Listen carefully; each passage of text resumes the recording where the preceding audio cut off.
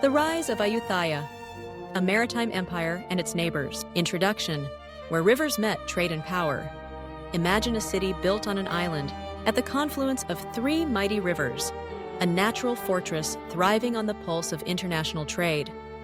This was Ayutthaya, the magnificent capital of Siam, which dominated the landscape of mainland Southeast Asia from the 14th to the 18th century CE.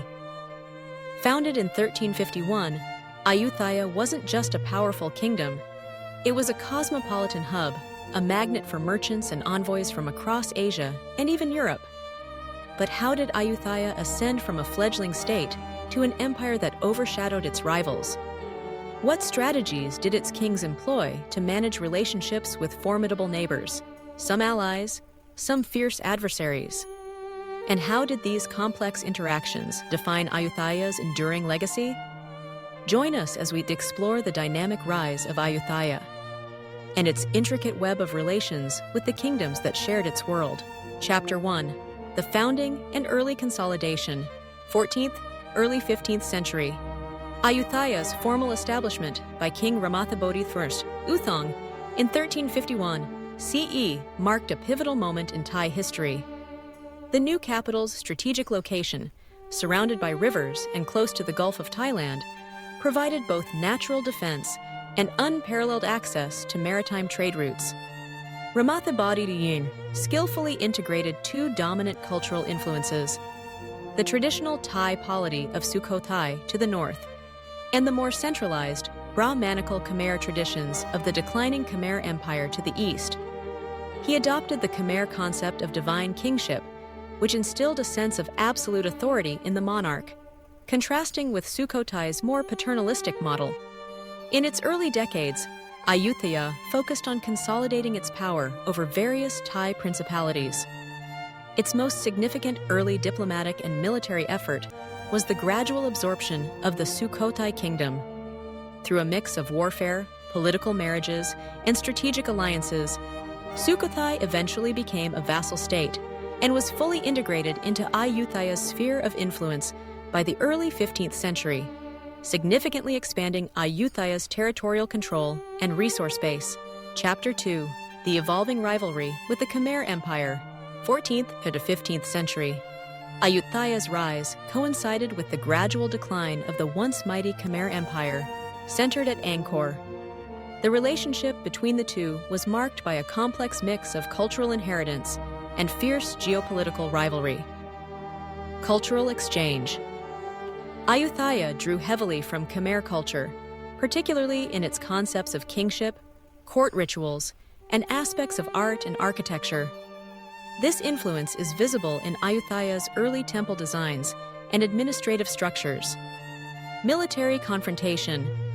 Despite cultural ties, Ayutthaya and Angkor were often in conflict. Ayutthayan forces launched several major assaults on Angkor. The most significant was the sack of Angkor in 1431 CE by King Boromirakthirat II.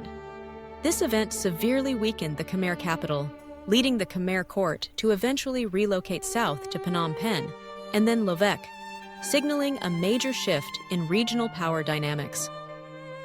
Persistent influence. While Angkor declined, the Khmer Empire remained a neighbor, and sporadic conflicts and periods of tributary submission continued throughout Ayutthaya's history, often with both powers vying for influence over border regions and smaller states. Chapter 3. Conflicts and Coexistence with Burma, 16th CE.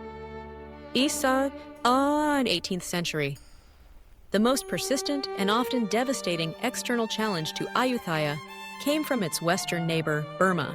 Throughout the 16th to 18th centuries, the two powerful kingdoms engaged in a series of protracted wars that shaped their respective destinies.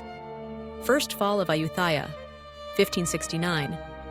Under the ambitious Tungu dynasty, particularly King Bayanong, Burma launched a series of invasions.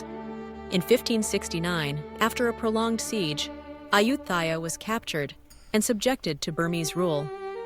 Many inhabitants were deported, and a puppet king was installed. King Naresuan's resurgence. This period of subjugation was relatively short-lived. Prince Naresuan, a former hostage in Burma, declared Ayutthaya's independence in 1584.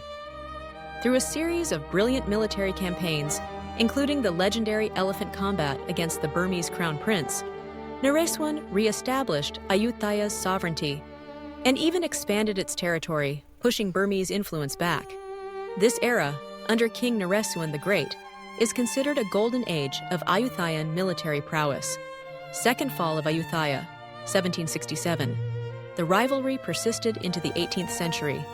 Renewed Burmese invasions, culminating in a devastating siege, led to the final destruction of Ayutthaya. In 1767 CE, the city was sacked and burned, effectively ending the Ayutthaya kingdom and forcing the Siamese to establish a new capital, eventually at Bangkok. Chapter 4. Diplomacy and warfare with northern and eastern neighbors. Ayutthaya's relations extended beyond its primary rivals, involving a dynamic interplay with other regional powers. Lan Na, northern Thailand.